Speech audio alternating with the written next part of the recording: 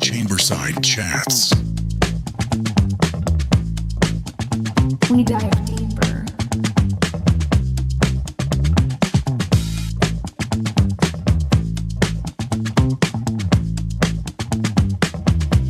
We dive deeper.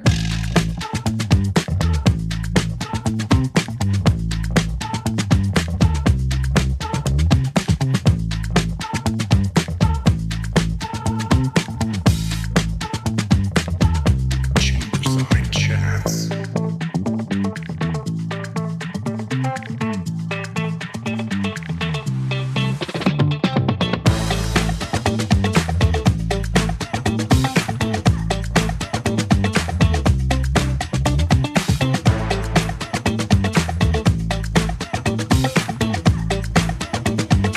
Chamberside Chats.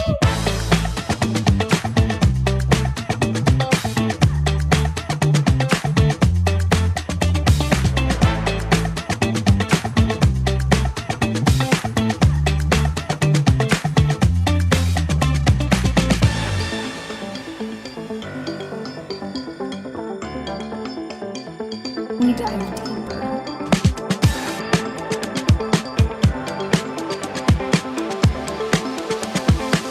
Chamberside.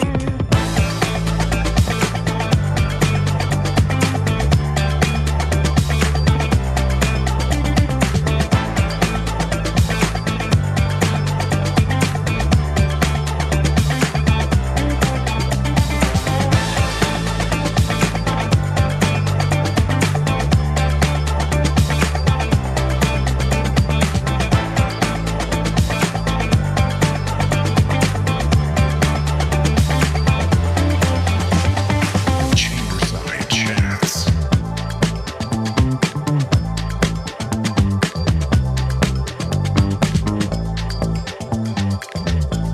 We dive deeper.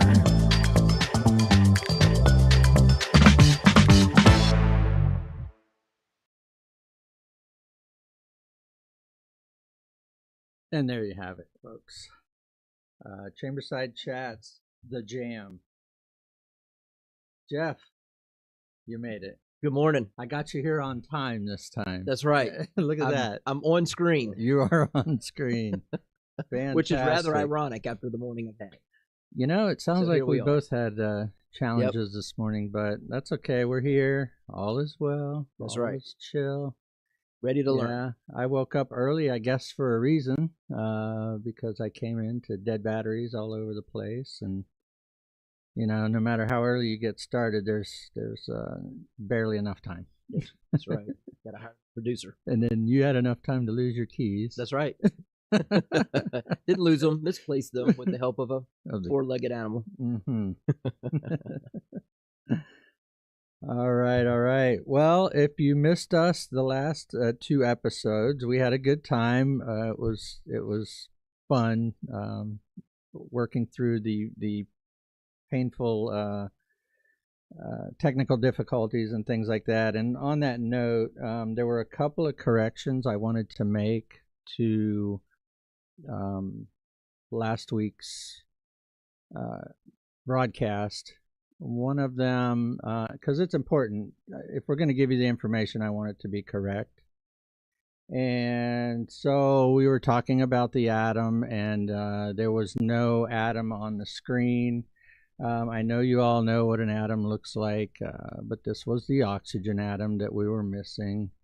And then, of course, those two combined to make a oxygen molecule. And the other thing that was very important to me was I had worked hard on some graphics to demonstrate the size of oxygen, because I always wondered how we could fit 1,200 times the normal amount of oxygen in our body when we do hyperbaric oxygen therapy. So I fumbled my way through those, but I explained to you all that we have 4 atoms that are attached to our hemoglobin. We have 300 million hemoglobin per red blood cell.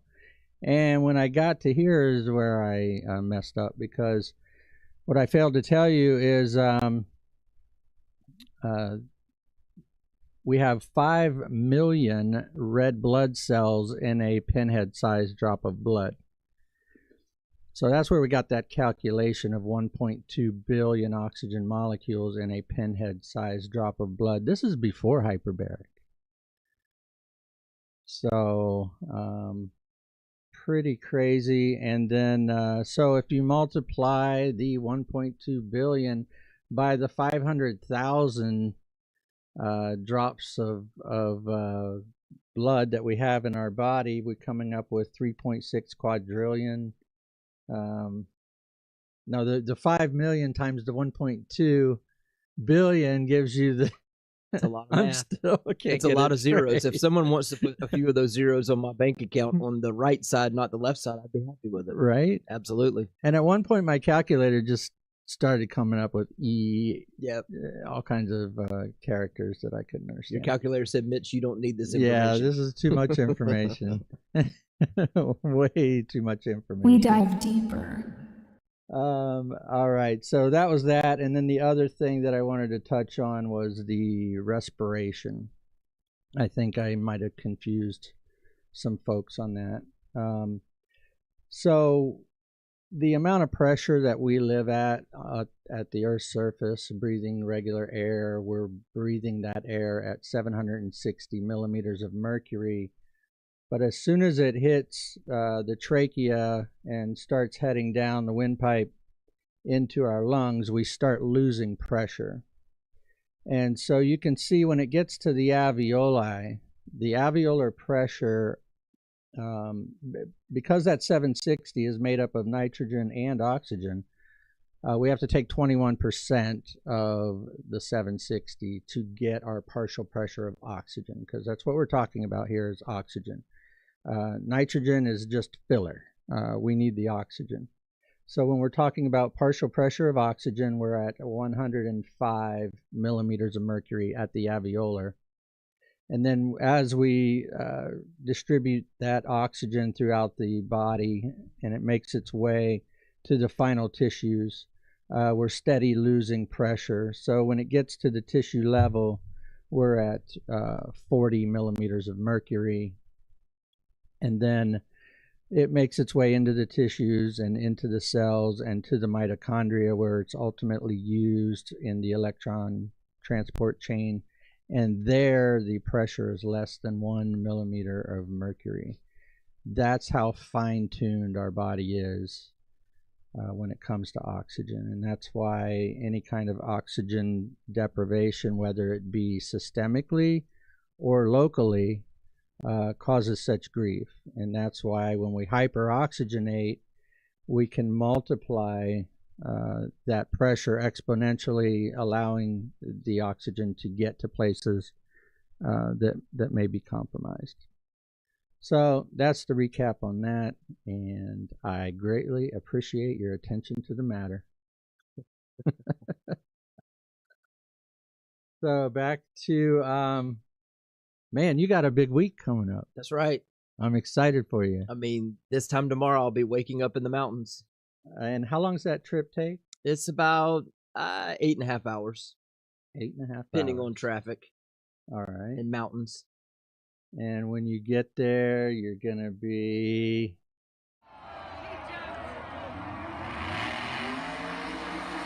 enjoying that. Absolutely. 100%. This is actually from Bristol. Yep. Oh, I recognized it the second I saw the tower in the background. Right on. Yeah, you can always tell which drag track you're at by the tower. Yep. For sure. The beauty of that is what you can't appreciate there is that is actually down in the valley, and there are mountains all the way around the track. Wow. So there are places where you can go and climb up the mountain in your vehicle and sit down and watch the racing from above. That's and there really are cool. places where you can go, and the finish line, when you look down toward the end, is a mountain. Like it's mountains all the way around. So it's us down in the Florida valley. folks, flatlanders, we just get there and we're like, whoa, this is amazing. People come to Gainesville and they're like, man, you guys have palm trees at the racetrack. You have mountains. You have mountains at your racetrack. You can grow a palm tree anywhere. You have mountains. You can grow those. Those are built for me. And we've been discussing that the way to get power to the ground is with fine-tuning the oxygen Absolutely. going into that engine. Yeah, just like we I mean, try to- our cars are carbureted, so you do it with jetting. You change the size of the jet, so you change the amount of air that's going in to mix with the fuel, Okay. which gives you a more efficiency. You know, so a lot of guys when they go to Bristol, because the air is so much worse there because of the elevation. Like at Gainesville right now, the density altitude is probably about maybe 1,200 because it's early in the morning. It would be 3,200 there. Wow. Even though it's probably 60. I looked last night. I'm excited about this trip. Yes. I can I looked imagine. last night. It was 88 degrees here. Clock. What? It was 68 degrees there Oh, at 8 goodness. o'clock in the evening. I'm signed up for that for sure. Don't even have to run the AC in the trailer. I can just open the door and go to sleep.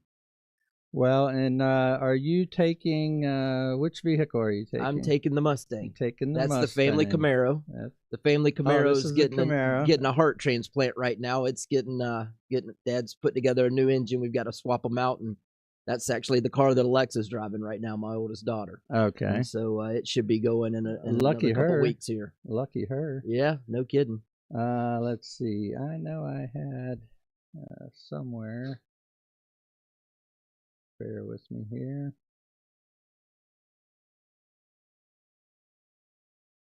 I have a picture of your car that you're taking Oh, okay. with you.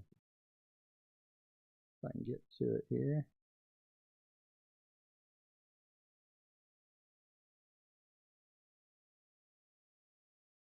I would just hold up my phone because for a while that picture was my lock screen before I had a grandson.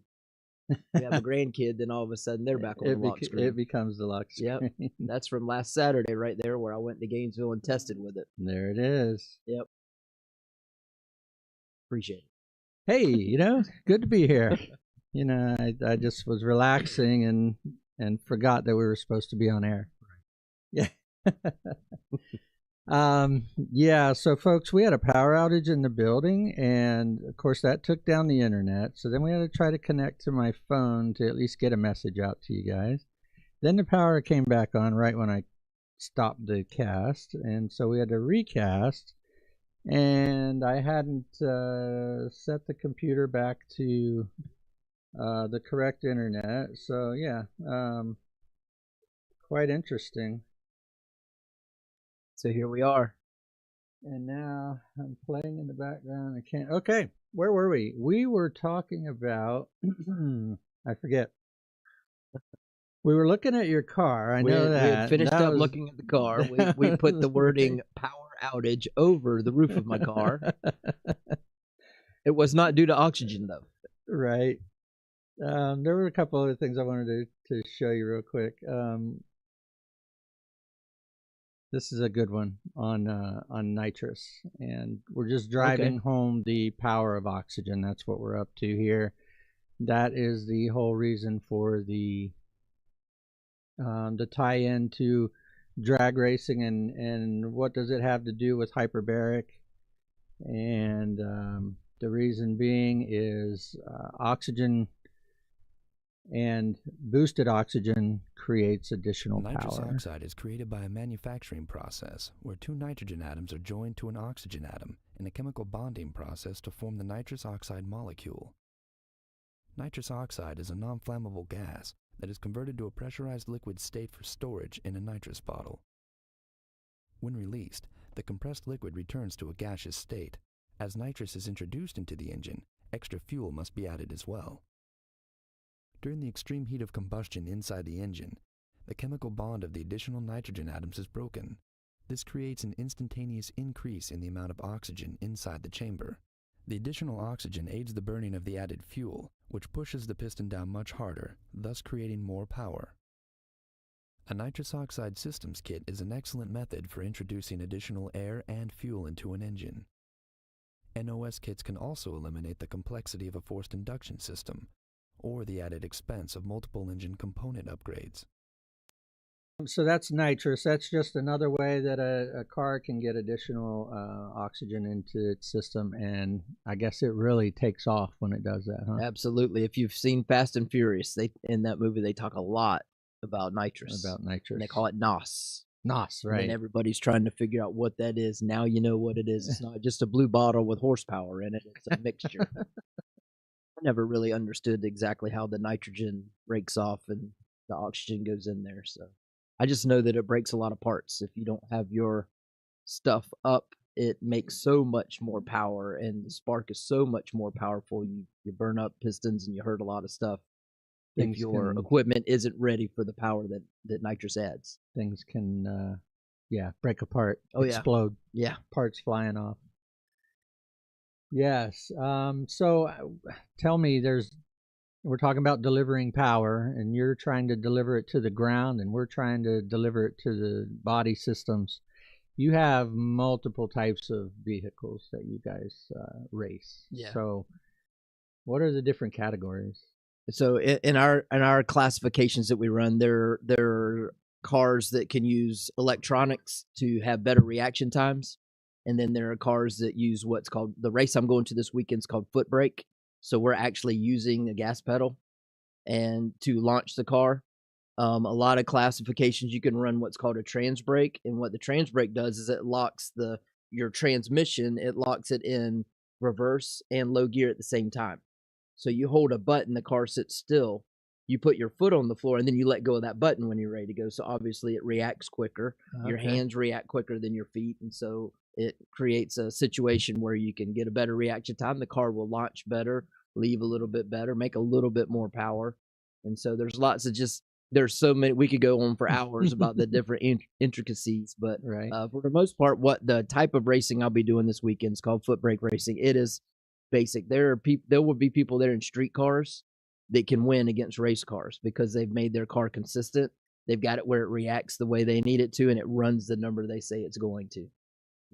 So these different ways of delivering. So you have a street car, you have a race car, you got dragsters, you got Yep. funny cars, you Absolutely. got There's all kinds of. If you turn on the NHRA racing on Sunday, you saw Top Fuel. Top Fuel, and that's they the other one. are the nitromethane, and the way that they mix their fuel air is astronomical. I mean, you have to have a gas mask when they crank those up. Oh, Because you can walk around the pits. If you go to the Gator National, you can walk right up to the cars in the pits. Sure. And you'll notice the seasoned veterans, they've got a gas mask they put on. So when they fire those up and that first little bit of raw fuel comes flying out of there, they're prepared for it. The rookies stand at the front and then they walk away wiping their eyes and crying because they weren't ready for it. 'Cause Well, our fine tuning involved taking the air filter off the carburetor. absolutely. That was Okay.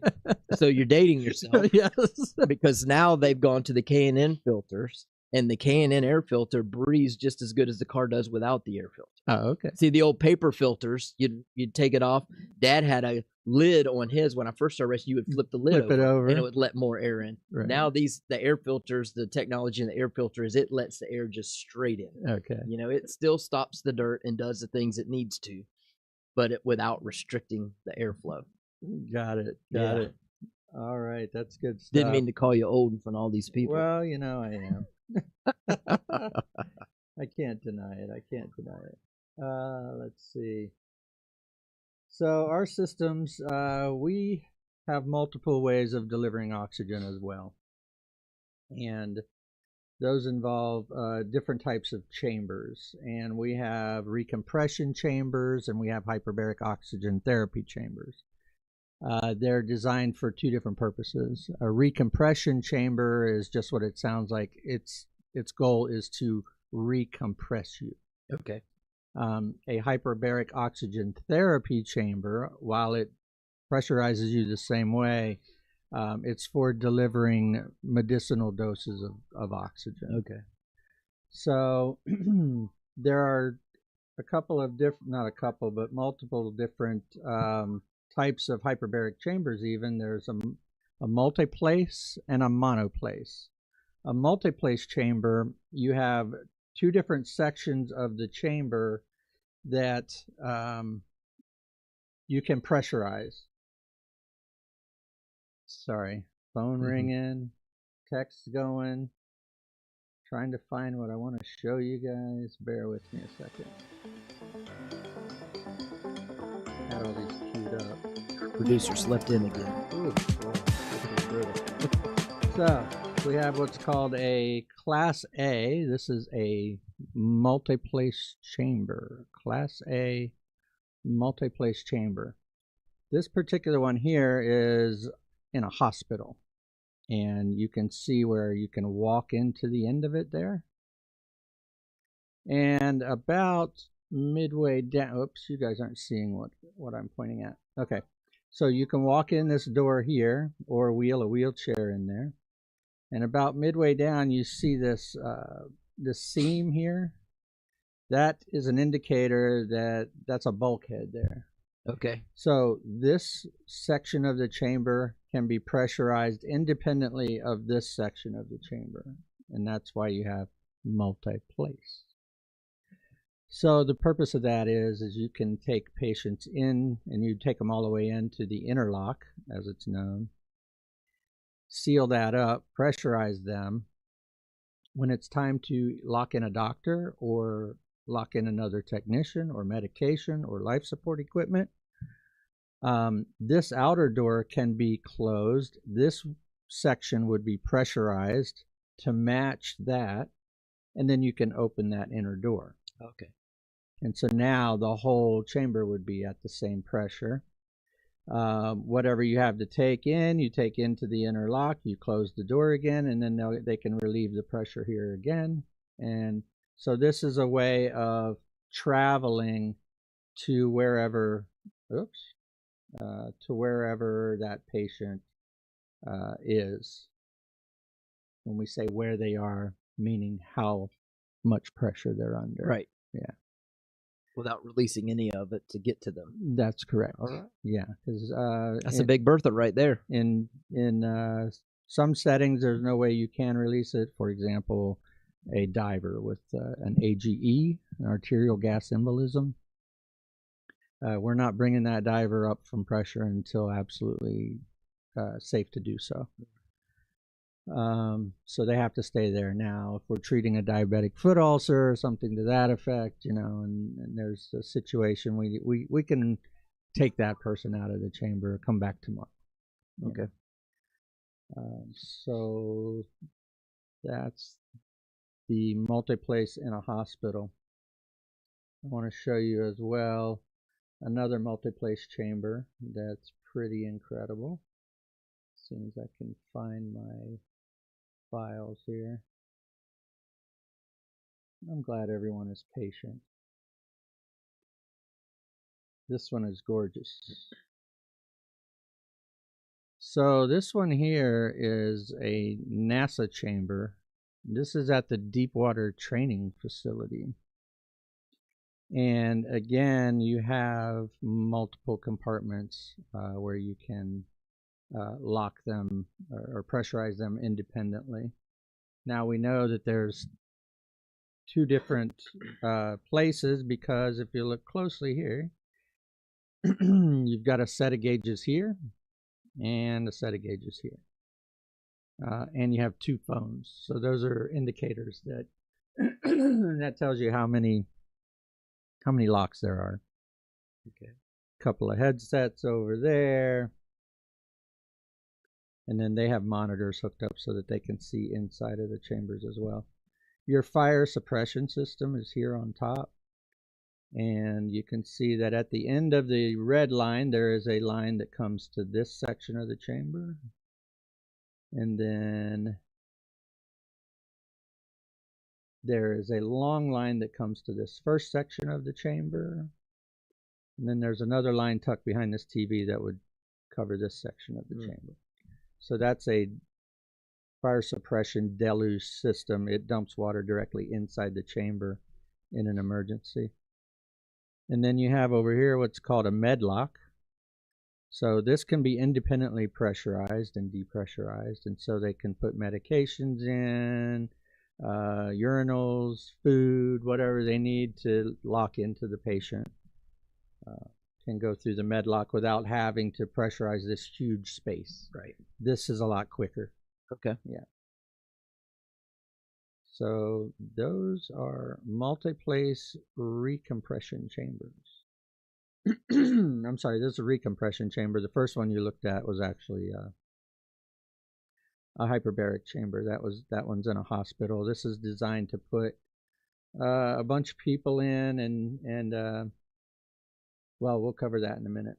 So the next one, a Class B hyperbaric chamber, is what you see behind me and Jeff. This is called a monoplace chamber. Only one space gets pressurized. Once the patient goes in there, we don't lock anything in there to them. This is for a patient that is treating typically a chronic condition of sorts, where they're stable. There's not advanced life support equipment necessary to help that patient. There are a few things that can happen with what's called a through hull, which is literally a design in the door panel there that has holes in it, and you can attach leads for transcutaneous oxygen monitoring or blood pressure and heart rate monitoring, or you can have supplemental air go through there, all kinds of things that can go through these through hulls. They have special connectors. But other than that, nothing is going to go in that chamber once it's closed and pressurized. So that's a monoplace chamber. And then a Class C chamber, hey, All right. is for Comes with a puppy. non-human occupancy. So a lot of folks treat their pets in a hyperbaric chamber. And then another popular use is, I'm going to show you real quick.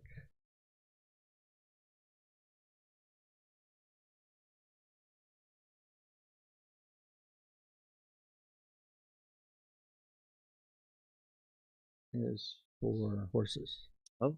Yes. So, you know, they want to heal those legs quickly, Right. between I'm runs. sure the thoroughbreds, the big money ones, Yeah. probably have those right there in there.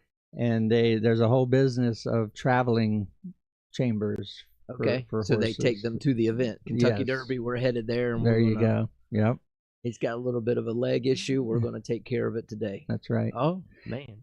And they have these out in Ocala. And fun story, if you've ever watched Disney's Animal Kingdom series that they did on Netflix. Okay. One of the episodes was about a gorilla that had an issue in the intestines. Okay. And they tranquilized the gorilla, loaded her up, and took her and put her in a hyperbaric chamber. And they were able to, through X-ray, see that the hyperbaric chamber took care of the problem that she had. Okay. Yeah. Cool. And so you say they have those in Ocala? Yes. Okay. Yes.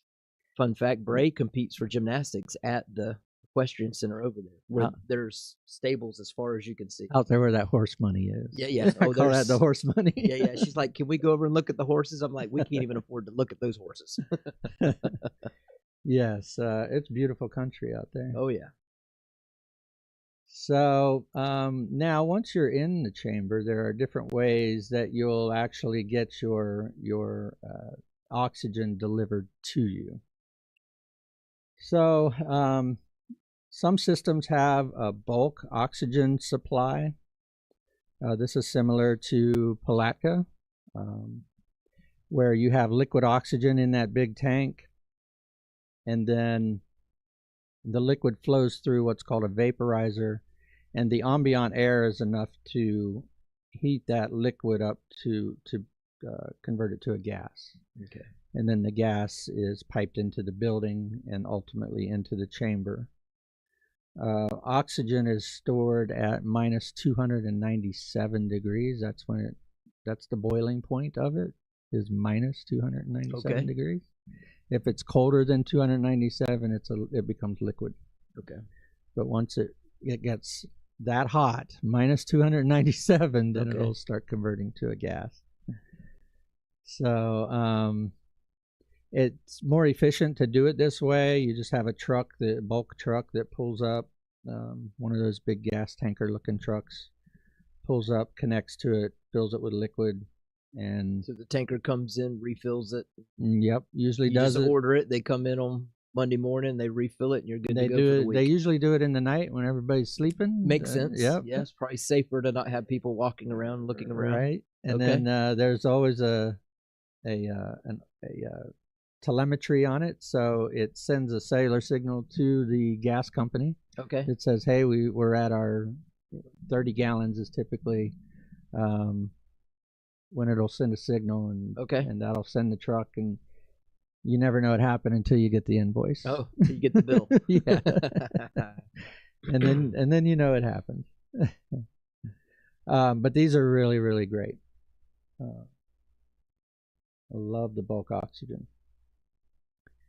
Secondary to that are what are called dewars, and that's what we're doing here. Because the bulk oxygen tanks and all of their assembly, they have different rules for doing that. Has to be 50 feet from power lines, has to be such a distance from the building. You have to build it on a 24-inch thick concrete pad, Right. double reinforced with rebar, and nowhere near traffic. yeah, and the Yeah. truck has to be able to pull up to it, and you have to have what's called a spill pad for the truck to park on. Okay. Because if oxygen lands on asphalt, that can cause a problem in some Okay. cases. So you have to have your spill pad, and you have to have room for the truck to come in and turn around, and he has to be able to get right up to it. You can't be dragging hoses and all that Right. kind of stuff. So obviously here in this location, It's an awesome location, but it's not Yeah, awesome for a trucker. that was one of the downfalls, was we were unable to put a bulk oxygen system in, so we have to use the dewars. These are on wheels. We use a larger one, which is 230 liters of liquid oxygen. They weigh about 750 pounds. So if one rolls off the sidewalk, you're stuck. Right. You're not moving it. Smaller ones, these would be used in smaller applications. But when you're talking about hyperbaric oxygen chambers like the ones behind us that pump, hundreds of liters per minute of gas, you can go through that stuff pretty quick. So we have to get these swapped out 3 times a week, and I'll show you in just a moment what that system looks like. The last thing I'll show you here are oxygen concentrators. So these take the ambient air and they separate the nitrogen, and they try to make as close to pure as oxygen as they can get. It's typically anywhere from 85 to 95%. And then they pump those into the smaller chambers, not ones as big as this. They can only overcome so much back pressure as well. So your chamber itself can only pressurize so much, and still make this feasible. Once the oxygen is in to the chamber, you're going to have different ways of actually breathing the oxygen. So here's what you would find again in a hospital-based hyperbaric multiplace chamber. Just like they're on a jet. And there's all sorts of configurations. They can make these things into a surgical suite and actually perform like open heart surgery. Okay. You're keeping the patient hyperoxygenated while you're doing that, and that's indicated sometimes. Or you may have people that have carbon monoxide poisoning or some other kind of trauma that need to go in there on a gurney. Okay. With life support systems. So because these are pressurized with regular air, then you have to breathe the oxygen from an alternate source. A room like this pressurized with regular air, it's safer for them to use equipment. It's still equipment that's specially designed to go in a hyperbaric environment, but it's a lot safer. You wouldn't want electronics in a 100% oxygen environment. Right. That causes problems. So these hoods, they have 100% oxygen coming in. There's a nice tight seal around the neck. It's called a neck dam. So there's that ring you put over your head. You got the neck dam, and then the plastic hood comes on and latches onto that. You have the 100% oxygen flowing through the hood at all times and flowing back out and being dumped outside of the chamber. Something that we watch for all the time is, in fact, we have alarms and things like that on the chambers. If these were to leak, they're leaking 100% oxygen into an environment that's not supposed to have 100% oxygen. So we have to monitor for that. So that's the hood setup. They also have a bibs, and I don't think I have the picture of the bibs mask. I can probably pull one up real quick. It's a built-in breathing system. So these come in all shapes and sizes as well.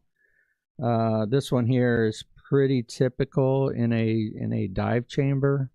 Same thing, the oxygen comes in one side and it goes out the other and dumped outside of the chamber in a safe way. And this looks like it might be part of a oxygen chamber system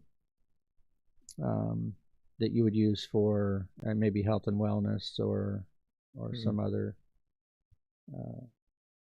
condition. The important part of these is that you got to get a tight seal. Without a tight seal, you're breathing in some of that ambient air. Right. It's diluting your 100%. You got to be still, because I feel like it's going to maneuver around. Right. Yeah. And these aren't for everyone. Someone who's just had reconstructive surgery in the face can't put one of these masks on. Someone who's had oral like a CPAP. Oral surgery. Yeah, right? That's what it looks like. It is what it looks like. I'd rather have the fishbowl, the one you showed a minute ago. Yes. And even those have their limitations. Yeah. I'm kind of biased to the chambers that are behind us.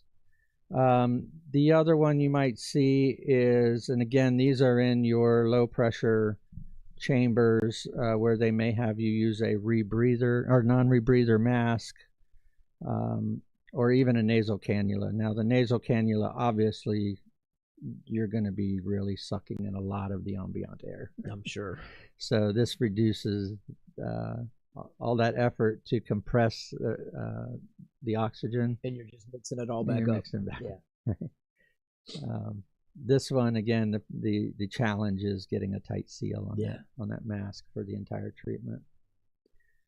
So that's how we deliver oxygen, where you're shooting it in with a nitrox bottle. Right. We're shooting it in with Dewar's bottles, and it's all about the pressure. It's all about the pressure and efficiency.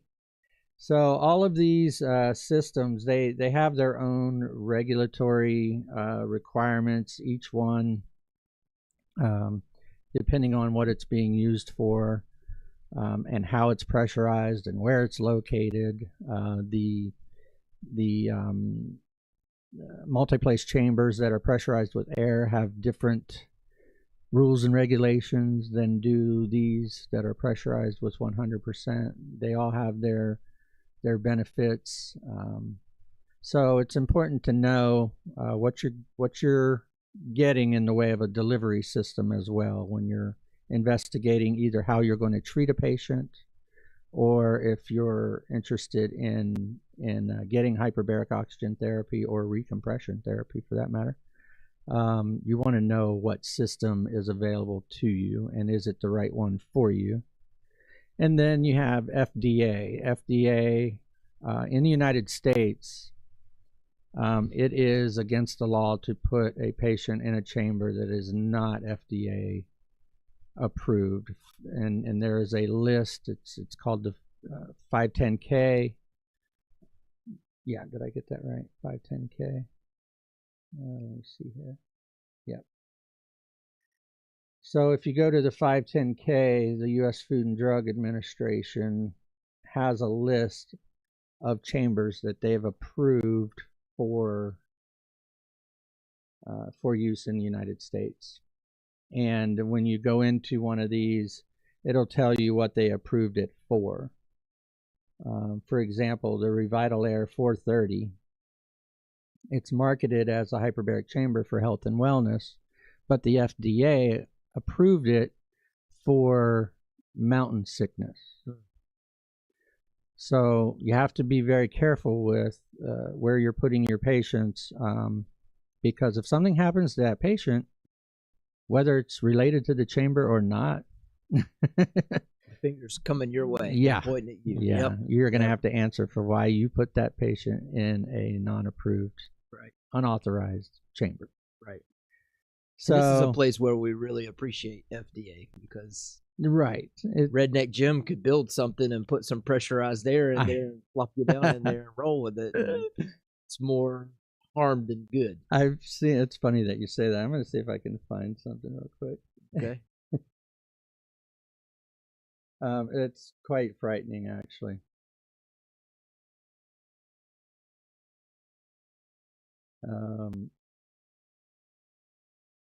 Let me see here if they have. I saw a video on it one time. Yeah, here we go. Let me see if I can. Hi, I'm Terry, and I'd like to talk to you today about building a low-cost, inexpensive hyperbaric chamber. I He found welded on the internet 2 55-gallon drums end to end, have a potential of doing a lot of good for a lot of cut some different holes, ailments, put a little and compressor I didn't feel pump like outside. spending $5,000 to see if it really All right. works. So I And figured out ways he could put himself in there by himself and operate it from on our own. inside, we used which is a big no-no. There used to be a TV drums, show, Crazy Ways to and we Die. coupled them Yeah, together right. with a 1-foot section of That would be a steel. crazy way to die in a DIY Right. hyperbaric chamber. So yeah, Yeah, when it comes to medical, I need my checks and balances. I need to know that this is the thing, and someone manufactured thousands of these, and they know what they're doing, and the person administering knows what they're doing. well, that's the important Yeah, part. absolutely. Yeah. Not, hey, come back in the back here in my basement. I got these, Could you these imagine? 55-gallon drums just welded together. Let's try this out. They have structural integrity rules and regulations. Yeah. It's called the Metal drums have structural integrity. Yeah, they do. Right. And when you expand and contract them, that Absolutely. integrity starts to It changes break down. rapidly. Yeah. Yeah. So the FDA demands that your hyperbaric chambers that they approve be stamped with ASME, the Association of the American Standard of Mechanical Engineer, American Society of Mechanical Engineers. There we go. Got it. All right. Geez, there's so many acronyms.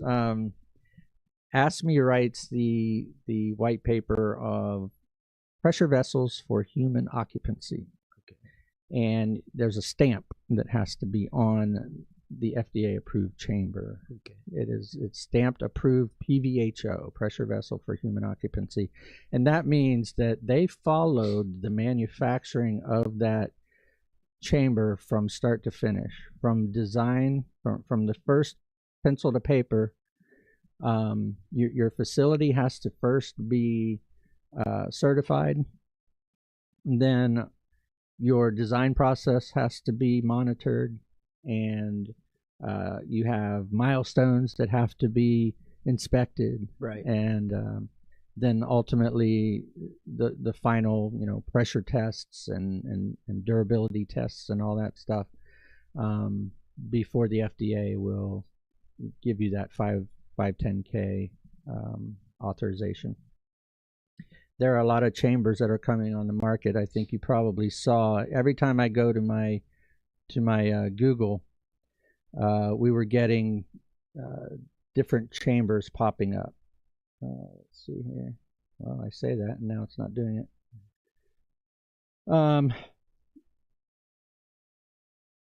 The market is being flooded right now with what are being called hyperbaric oxygen chambers. You can't fault for somebody for saying a hyperbaric chamber, because that's simply a chamber that is above sea level pressure. Right. A hyperbaric chamber. But a hyperbaric oxygen chamber is something entirely different. Right. And it means something different, and it has certain standards that it has to follow in order to be a hyperbaric oxygen chamber. Hyperbaric compressed air chambers are not hyperbaric oxygen chambers, and so we're getting flooded right now with foreign devices that they're calling hyperbaric oxygen chambers, and they're even adding little FDA statements saying that our facility is FDA notified or whatever. I forget what it's called. But anyway, that just means that they notified that the FDA that their facility exists. Right. They don't say what they're doing. They don't say what, they're not getting PVHO stamped their own equipment. Sunbiz. They exist, but they haven't exist, been and that's it. And then, certified. And FDA has laws about you throwing that kind of information out there and misleading people. Absolutely. But it's happening every single day. Yeah. I mean, I got stuff taken down off Facebook that was absolutely ridiculous, for no reason. And yet I go on Facebook and they're marketing, this kind of stuff. I think one time they took down an ad that I had because it linked back to my web page, which mentioned stem cells, and somebody in Google or Facebook decided that stem cells were too controversial. Okay. And I wasn't advertising stem cells. Right. It just happened to be in a discussion about hyperbaric. Bad Mitch. Because it is one of the one of the mechanisms of action with hyperbaric oxygen therapy is the mobilization of stem cells. So I don't know how they get away with it. But just watch out for that when you're searching for your quality hyperbaric oxygen therapy. So what else do we have? Do we have anything else on that? This is one of them you'll find on the FDA's list, and it is approved multi-place chamber. This is one you'll find on not find on FDA. Oh, look at this. Let's go back. Thanks, sir. All right. Good catch. This is one you'll find on FDA's list of approved hyperbaric chambers. And then this is one that is advertised, and they'll go in and they'll tell you leading the future of hyperbaric medicine. Yet this is specifically designed for altitude sickness only. Okay. So it doesn't take much to get somebody who's gone up a mountain and starts feeling the effects of lack of oxygen. It doesn't take a whole lot of pressure to get them feeling normal again. And so these are designed for low pressures. They're not designed for oxygen or for healing or anything like that. But this is how they're marketing it.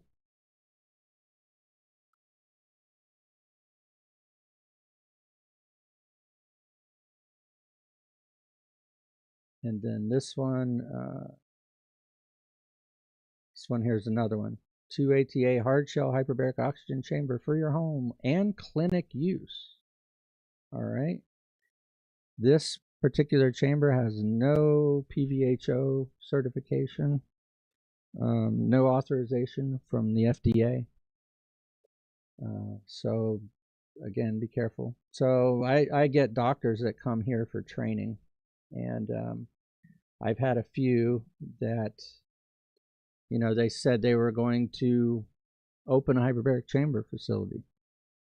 And so they'll go through my 40-hour course and find out that the stuff they just bought from China is no good. Right. And now it's back to the drawing board for them. But better they found it out now before somebody got hurt. And, Oh, yeah. and Before they started seeing patients. they're in and an figured it out. orange jumpsuit. Yep. Speaking of orange jumpsuits, you got a fire suit for this week, right? Absolutely. Yep. Full All body, right. 5 layer, so it buys you 5 seconds. So there's 5 seconds. 2 AL, 5 AL, 7 AL. Mine might be 7 AL, I'm not sure, but the thickness is the amount of time it buys you when under fire. Doesn't seem like a lot of time, but 5 it's seconds, a long time on fire. Yes, yes, that's a lot of time to get out and roll. No doubt. Yeah. All right. I won't make any more RuPaul jokes with the Oh, let me see what else we got. We covered the different types of chambers, the Class A, the Class B, the Class C, and they each have their own rules and regulations, and some are compressed with air and some are compressed with 100% oxygen. And then the hoods and the bibs and the nasal cannulas and all those types of delivery systems. So that's what we wanted to get across today was as part of the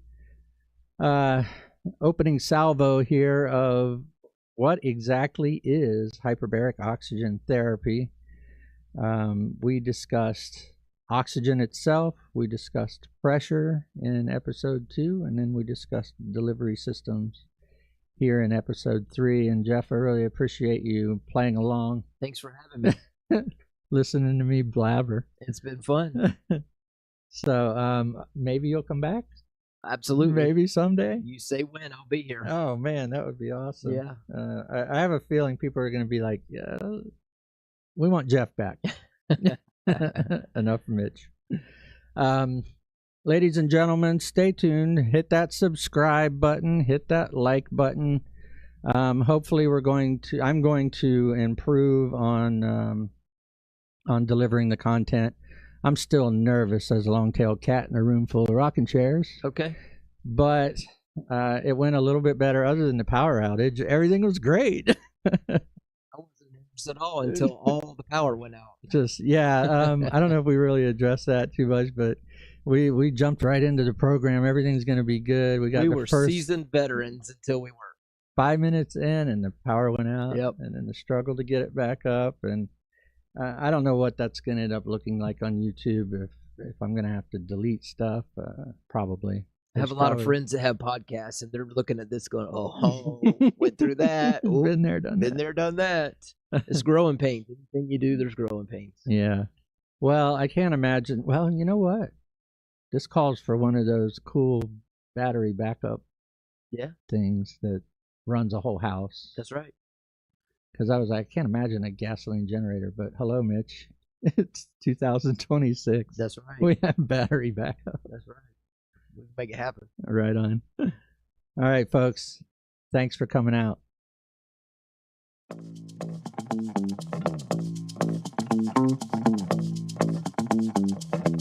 Chamberside Chats. We dive deeper.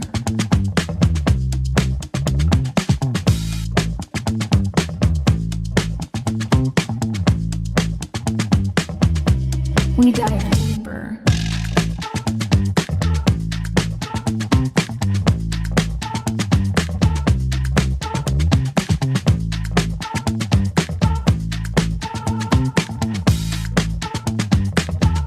Chamberside Chats.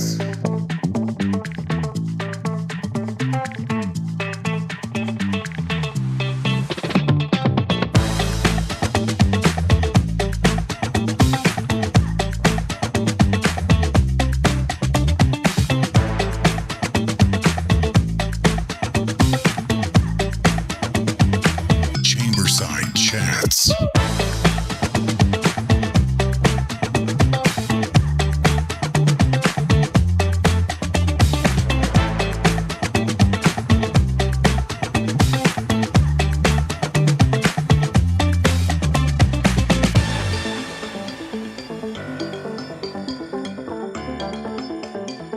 We dive deeper.